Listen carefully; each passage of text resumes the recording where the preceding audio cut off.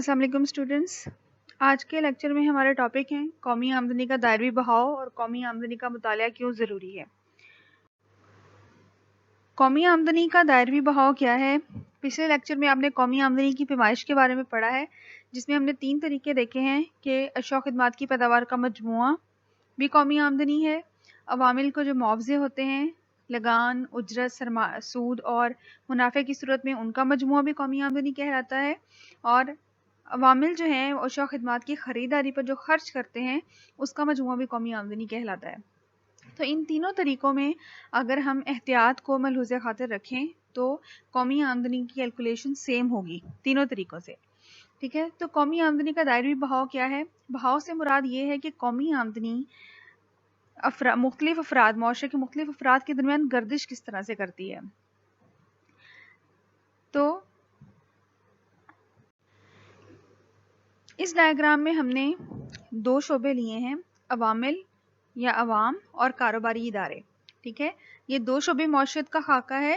اس کے علاوہ اگر حکومت شامل ہو جائے تو وہ 3 شعبے معیشت ہوتی ہے، اور اگر بیرونی ممالک کے ساتھ جو ہم تجارت کرتے ہیں وہ بھی شامل ہو جائیں تو وہ 4 شعبے معیشت ہو جاتی ہے۔ لیکن آپ لوگوں کے سیکنڈ ایئر میں بھی آپ بیسکس پڑھ رہے ہیں تو صرف 2 شعبے معیشت تک ہم اس کو رکھیں گے۔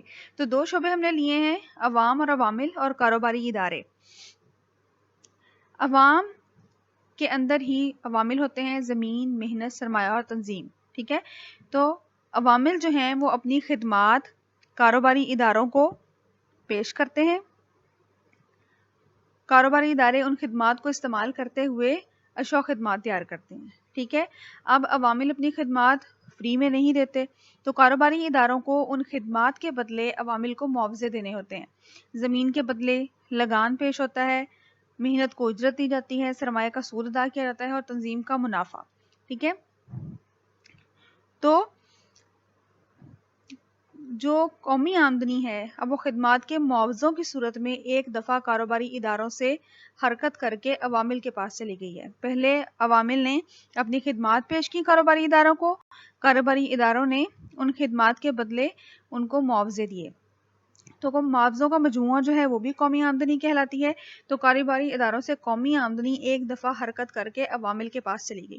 اب عوامل جو ہیں وہ اپنی آمدنیوں کو اپنی ضرورت زندگی جو ہے ان کو خریدنے پہ خرچ کرتے ہیں، ٹھیک ہے۔ تو اب عوامل جو ہیں وہ اشیاء و خدمات خریدنا چاہتے ہیں اور کاروباری ادارے جو ہیں وہ اشیاء و خدمات کو فروخت کرنا چاہتے ہیں۔ تو جو ایک کنزمپشن مارکیٹ ہوتی ہے، عام مارکیٹ، وہاں پر کاروباری ادارے اپنی تیار کردہ اشیاء و خدمات کو لے آتے ہیں اور عوامل جو ہیں وہ اپنی تنخواہوں کو، اپنے معاوضوں کو لے کر اس مارکیٹ میں آتے ہیں چیزوں کو خریدنے کے لیے، ٹھیک ہے۔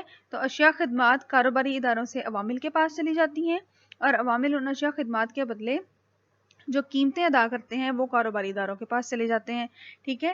اس طرح قومی آمدنی جو ہے وہ اشیاء خدمات کی قیمتوں کا مجموعہ بھی ہوتی ہے۔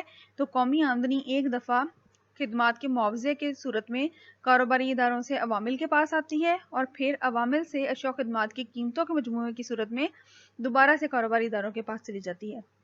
تو یہ قومی آمدنی کا دائروی بہاؤ ہے کہ قومی آمدنی کاروباری اداروں سے عوامل کے پاس حرکت کرتی ہے اور عوامل سے دوبارہ کاروباری اداروں کے پاس چلی جاتی ہے، پھر دوبارہ سے کاروباری ادارے مزید اشیاء و خدمات کو پیدا کرنے کے لیے عوامل کی خدمات لیتے ہیں، اس کے بدلے ان کو معاوضے دیتے ہیں اور پھر سے یہ سرکل چلتا جاتا ہے اشیاء و خدمات کی خرید و فروخت کا۔ تو اسے کہتے ہیں قومی آمدنی کا دائروی بہاؤ۔ تو اس کا اوپر والا پورشن جو ہے خدمات کے معاوضے اور جو نیچے والا پورشن ہے اشیاء و خدمات کی قیمتوں کا مجموعہ، یہ دونوں ایک دوسرے کے بالکل برابر ہوتے ہیں۔